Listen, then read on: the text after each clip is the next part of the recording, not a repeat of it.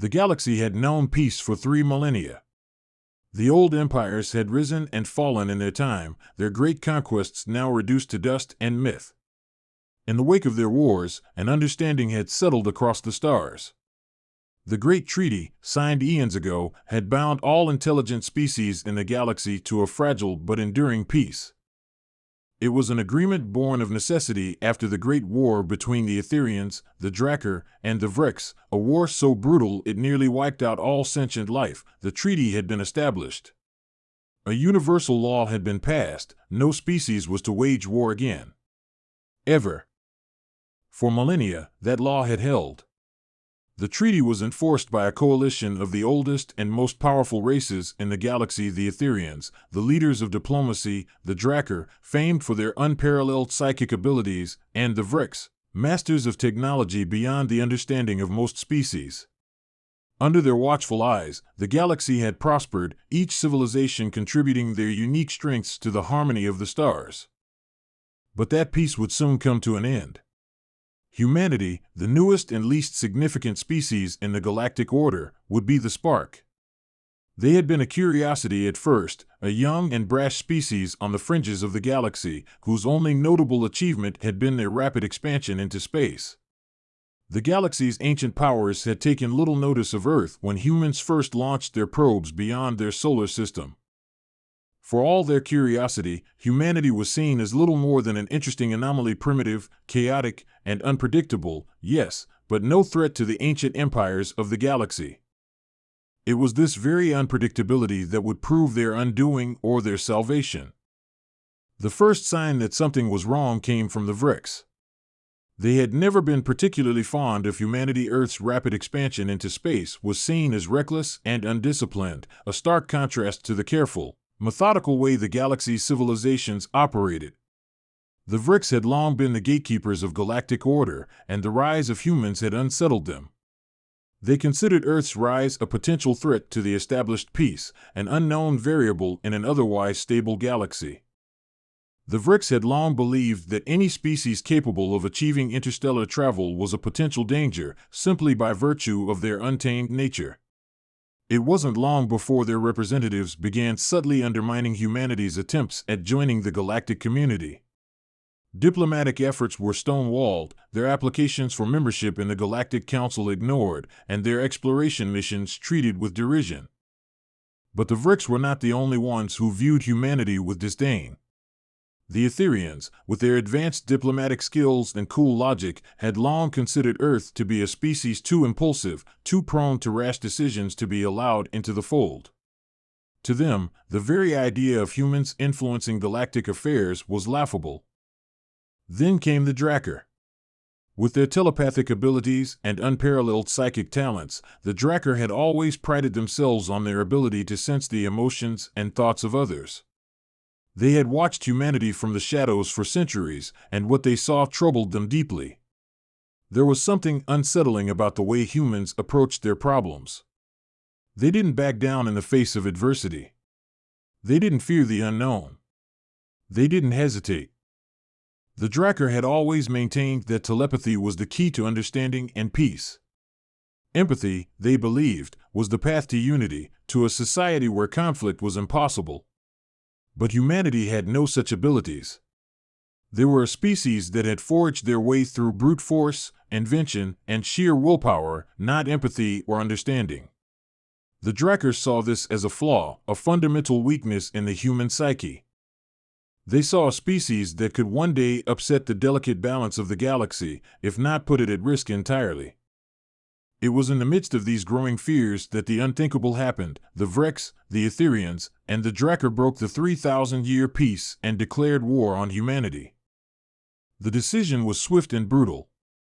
The first blow was struck by the Vrix. Using their advanced technology, they launched a covert strike against Earth's fledgling colonies on Mars and the Moon, wiping out much of humanity's nascent off-world infrastructure. The attack was swift and calculated, designed to cripple humanity's ability to respond before they could fully mobilize. The Vrix had done their research. They knew humanity would be slow to organize a counteroffensive. The galactic powers had underestimated them before, but now they would see the true potential of Earth's rage. The Etherians, with their long history of diplomacy and subtle manipulation, followed suit. They sanctioned a series of economic blockades, freezing humanity's access to critical resources across galactic trade routes.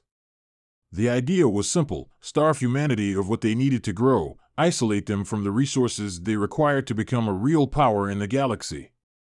The Etherians had believed that by cutting off these supplies, they would render humanity impotent, forcing them to submit. Meanwhile, the Drakkar made their move. Using their telepathic abilities, they infiltrated the minds of key leaders on Earth, spreading confusion and fear, attempting to dismantle the human response from within. The Drakkar's aim was not only to defeat humanity but to break their spirit, to make them question their place in the galaxy. What the three ancient powers failed to account for, however, was one simple truth: humanity had never been a species that easily submitted. They had fought for everything they had ever earned. Nothing was handed to them.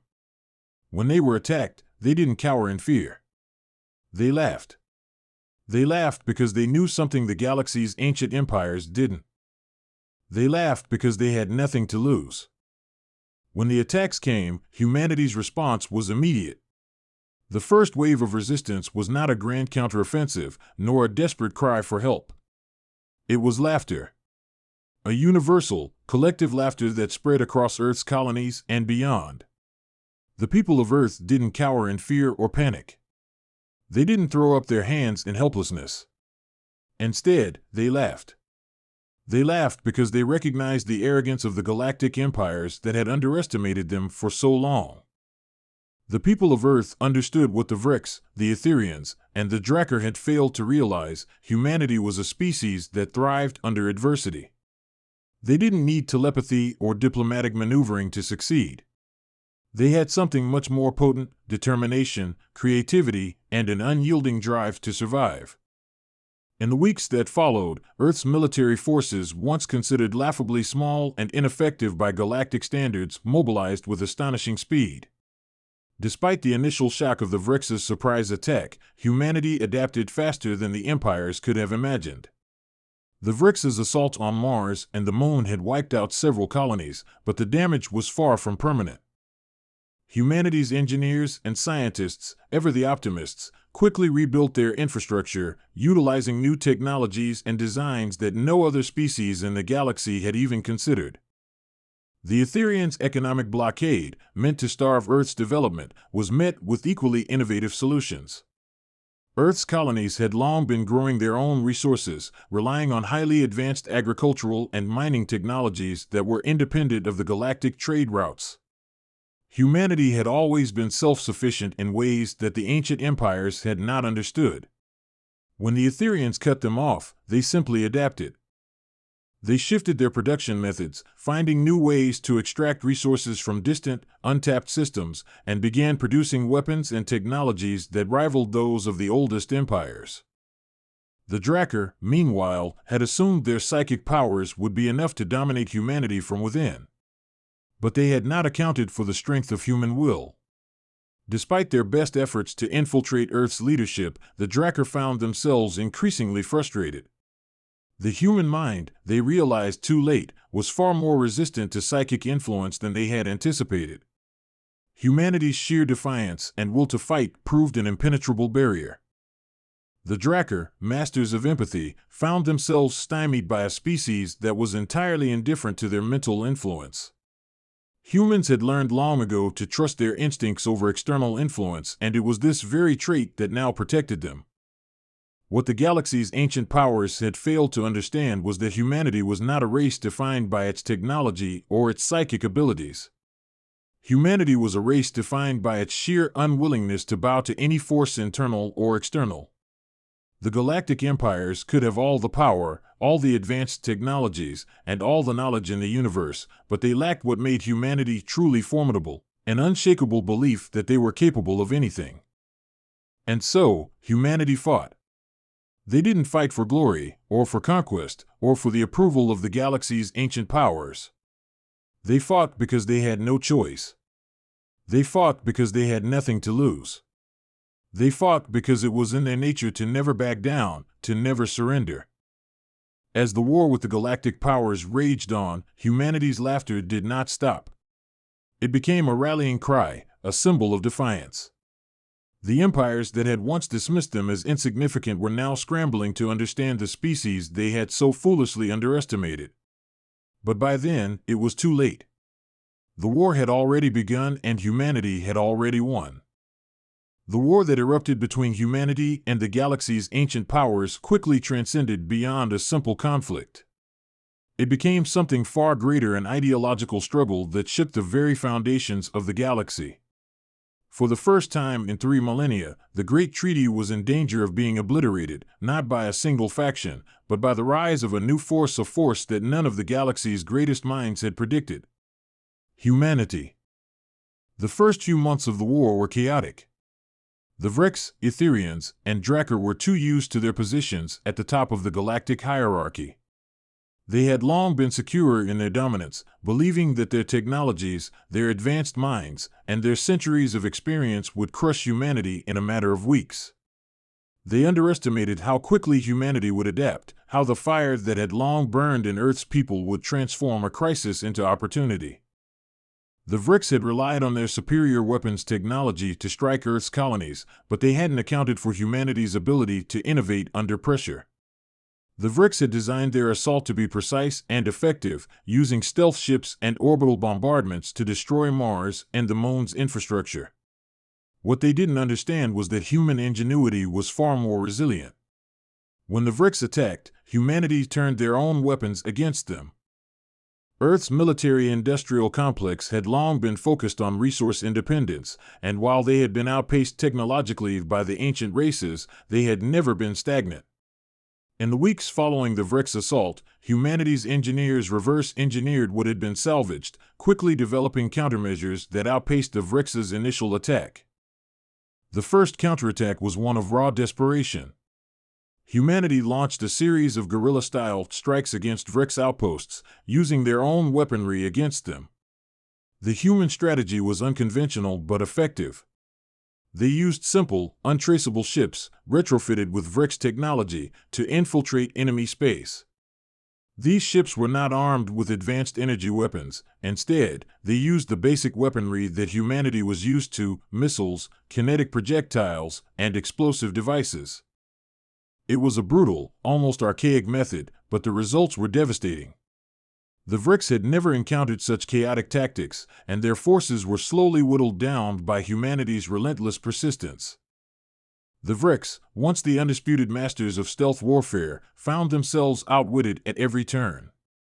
Humanity's relentless drive to fight back, combined with the surprising effectiveness of their counteroffensive, shook the Vrex to their core.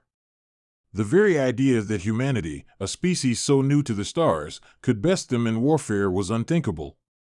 Yet, here they were, unable to break the human resistance. But while the Vrex found themselves outplayed in battle, the Etherians and Drakkar had taken a different approach. The Etherians, masters of diplomacy and subtlety, launched their economic blockade, hoping to starve humanity into submission. But that, too, was an underestimation of humanity's resolve. The blockade was meant to cripple Earth's colonies, limit their access to vital resources, and create internal strife. What they didn't count on was humanity's history of survival against the odds. The blockade pushed humanity to be even more resourceful. Earth's colonies, initially reliant on trade routes controlled by the Etherians, quickly adapted. They began to utilize asteroid belts, scavenging materials from the outer rim of the solar system to fuel their war machine. Humanity's ingenuity turned the blockade from a weapon of economic dominance into a mere inconvenience. Colonies that had been cut off from the Etherians began to thrive, developing new technologies, manufacturing weapons, and building ships from the very debris the Etherians had hoped to control. The Drakkar, for their part, had assumed their telepathic powers would give them an unbeatable advantage. They believed that by infiltrating the minds of key human leaders, they could sow confusion and discord.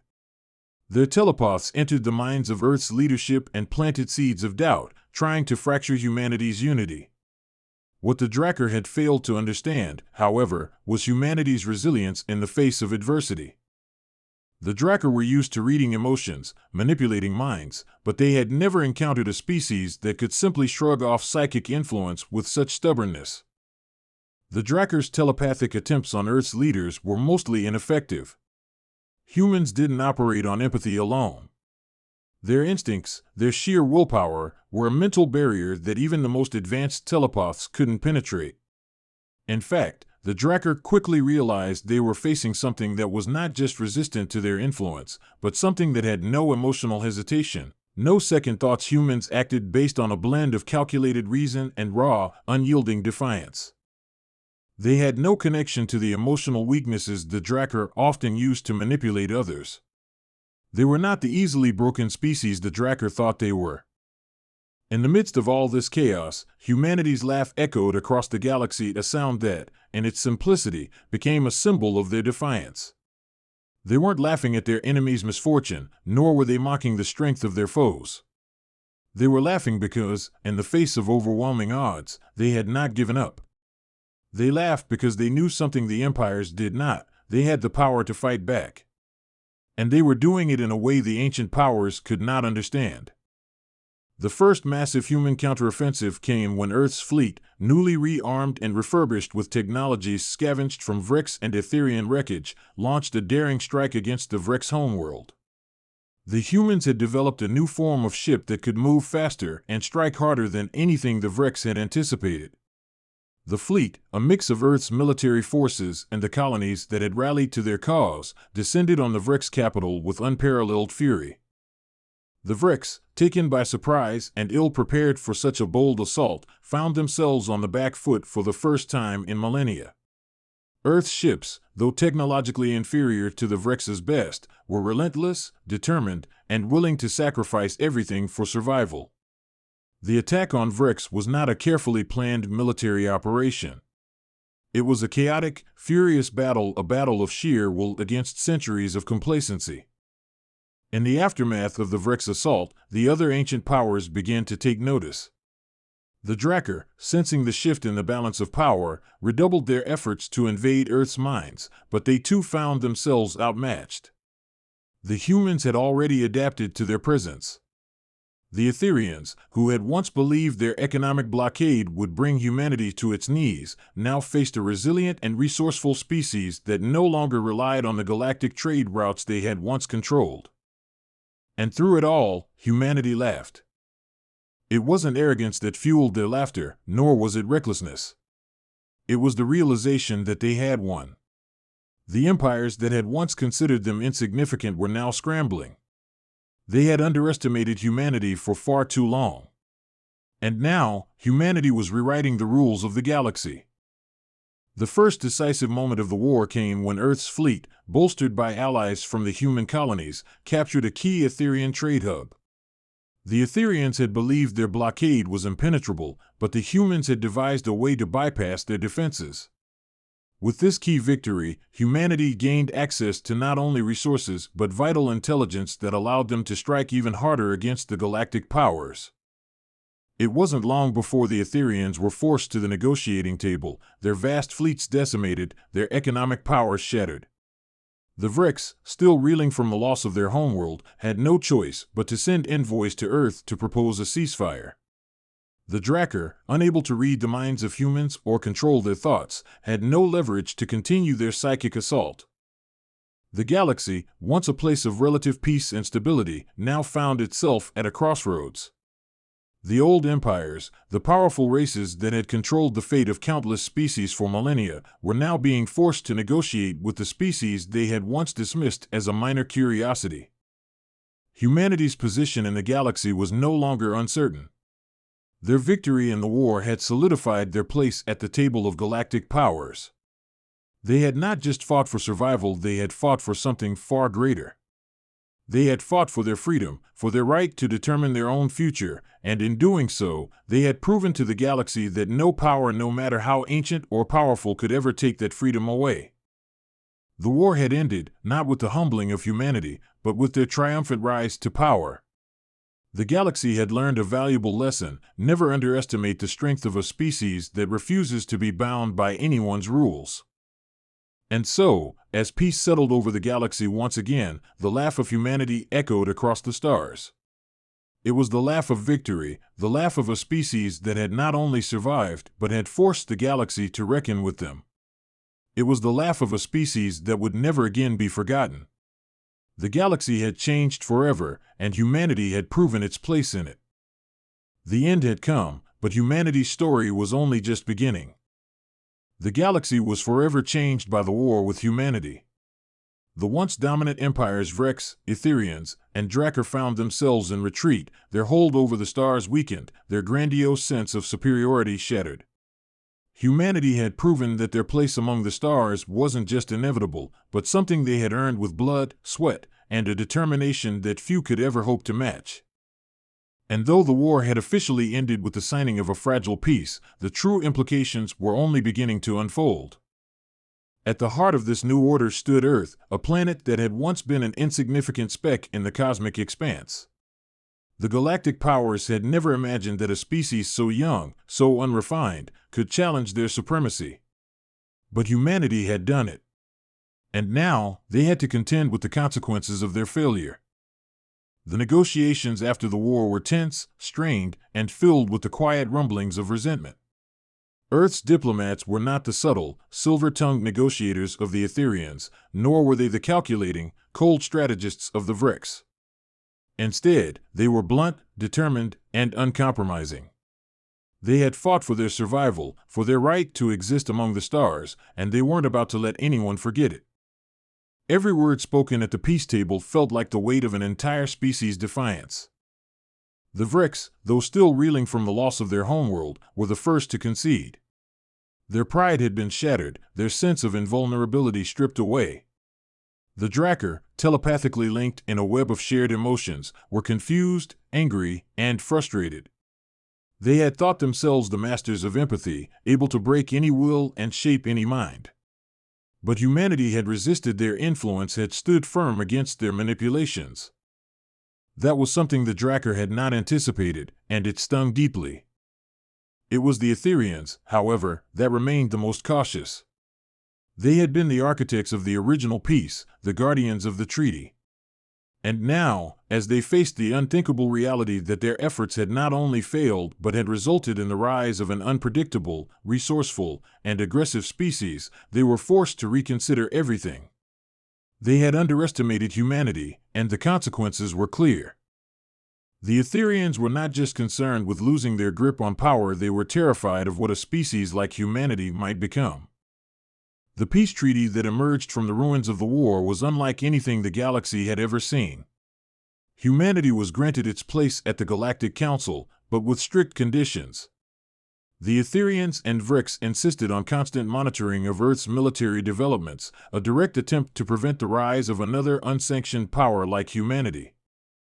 The Drakkar, too, demanded that Earth's telepathic resistance be steadied, fearing that if humanity found a way to counter their psychic dominance, it would be an existential threat. But even as these checks and balances were put into place, something unexpected began to happen. The galaxy, once dominated by ancient and stagnant powers, began to shift. Humanity was no longer simply defending its right to exist, it was beginning to define what the future would look like. The influence of Earth, and by extension, the human colonies scattered across the galaxy, grew rapidly. Humanity's unrelenting drive to innovate and adapt qualities that had won them the war now turned toward rebuilding the galaxy itself. Where once the galaxy had been divided by ancient lines of power, humanity's rise created a new kind of unity. It was not the unity of peaceful coexistence that the Etherians had once envisioned, but a unity born from necessity, born from the realization that the galaxy's old ways were no longer enough. Earth became a center of commerce, industry, and innovation, drawing trade and partnerships from races who had once thought little of them. The colonies spread further and further across the stars, growing in size, power, and influence with each passing year. Humanity's once meager position in galactic affairs had evolved into one of undeniable importance. The ancient powers who had thought of humanity as little more than an afterthought now found themselves at the mercy of a species that had proven it could not only survive but thrive. But as Earth expanded, so too did the power struggles within its own ranks. Humanity had fought for its survival against a galaxy of ancient powers, but now the fight was not only against the remnants of the Vrex, Etherians, and Drakkar, it was within. Earth's growing influence came with its own set of challenges as political factions emerged, each with its own vision of how to handle the newfound position of power. Some saw the rise of humanity as a great opportunity for peace and diplomacy. They envisioned a galaxy in which humanity could broker lasting peace between the remaining powers, where Earth would act as a stabilizing force, helping to maintain the delicate balance that had been so easily shattered in the past. These factions argued that humanity's strength lay not in its ability to wage war, but in its ability to negotiate, to bring the various races together in mutual understanding and respect. Others, however, saw the rise of humanity as a chance to expand their own power, to dominate the galaxy in ways the old empires never had. These factions argued that humanity had proven its strength, and now it was time to seize the opportunity to reshape the galaxy in their image. They believed that humanity's past had shown them the power of unrelenting force, and they wanted to take that power to its logical conclusion. As tensions mounted within Earth's leadership, the galaxy watched with bated breath. The ancient powers, while still wary of humanity's potential, saw the growing divide within Earth as an opportunity. They knew that if they could exploit humanity's internal conflicts, they could once again regain some measure of control. The first major test of humanity's resolve came when a faction of the Drakkar, broken and humiliated by their failure to break humanity's will, sought to reassert themselves. The Drakkar, desperate to regain some semblance of power, launched a covert strike against one of Earth's newly established colonies. The attack was meant to send a message: humanity had not truly won. The Drakkar, with their psychic abilities and advanced technology, would not simply fade into the background. However, what the Drakkar failed to realize was that humanity had not only survived their first war, they had learned from it. The attack was met with a swift and calculated response. Earth's fleet, now bolstered by advanced technologies reverse-engineered from the galaxy's ancient powers, struck back with overwhelming force. But this time, it was different. Humanity didn't just react, they took the fight to the Drakkar's homeworld. The Drakkar, shocked by humanity's relentless pursuit, found themselves once again on the defensive. Their psychic powers, once seen as their greatest advantage, proved useless against humanity's raw determination. The Drakkar's stronghold was torn apart, and their remnants scattered. The message was clear: humanity was no longer just a force to be reckoned with, they were now the ones who set the terms. As the Drakkar fell, the Vrex and Etherians could only watch in horror. The galaxy's old powers, once so certain of their superiority, now realized that humanity was not only a rival, they were an unstoppable force. And the human laugh, the same laugh that had resonated through the galaxy in the wake of their victory, once again echoed in the halls of the Galactic Council. In the years that followed, humanity's influence only grew. They brokered peace deals with the remaining factions, but these deals were not born of fear or submission, they were the result of humanity's undeniable strength. The galaxy was no longer a place of ancient empires dominating the weak. It was a place where humanity had carved out its place, a place where their voice would no longer be ignored. The old empires, humbled and broken, could only look on as the future unfolded. The galaxy they had once ruled was no longer theirs to control. The rise of humanity had irreversibly altered the course of history, and there was no turning back. In the end, the galaxy learned the hardest lesson of all: when you underestimate humanity, when you think you can break their spirit, you are making a grave mistake. For humanity does not know how to quit. They laugh in the face of adversity because they know that no matter how many times they are knocked down, they will always rise again. And so, humanity's laugh, the sound of defiance, of resilience, of survival, echoed across the stars, a reminder to the galaxy that they had earned their place among the stars, not through diplomacy, not through power, but through something far more powerful: the will to never back down. The end had come, but humanity's story, their struggle, their triumphs, were far from over.